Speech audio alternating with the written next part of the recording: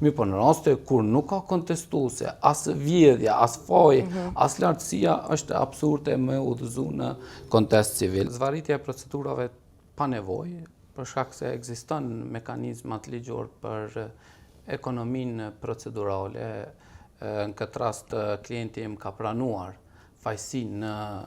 procedurë penale, ka pranuar lartësinë e kalkulimit të humbjeve që me të vërtetë është ashtu qysh e tha edhe prokurori që janë të bazuar disa rregullore të shtetërore për kalkulimin e humbjeve dhe gjykata ka marrë vendim vetëm sa i përket domethënë veprës penale, mirë por nuk ka marrë vendim sa i përket kërkesës pasurore juridike që mund më ndërpreje gjithë procedura gjyqësore në atë moment, pa pas nevojë në këtë rast as institucioni që ofron shërbime tashmë u mor edhe 3, 4, 5 vjet të tjera në procedura civile dhe në këtë rast pastaj kemi vërejtur. Se mendoni që e bojnë gjykatat këto?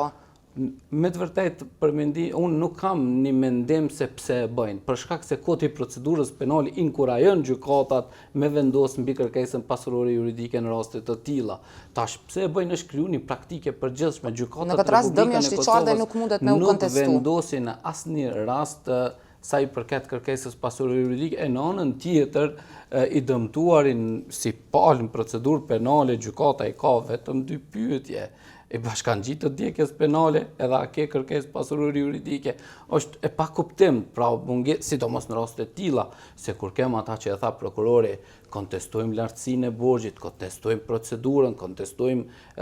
vjedhjen ose kontestojmë personin përgjegjës, është diçka tjetër, gjykata obligohet me udhëzu në kontest civil. Mirë po në raste kur nuk ka kontestuese, as vjedhja, as faji, as lartësia, është absurde me udhëzu në kontest civil. Edhe në këtë moment, pra në procedurë civile, neve kemi vrejtë që pala,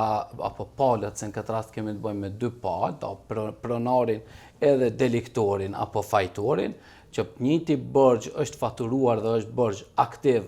pra për pronarin e matësit të energjisë elektrike dhe në anën tjetër i njëjti dëm material kërkohet edhe prej fajtorit në procedurë civile. Neve këtu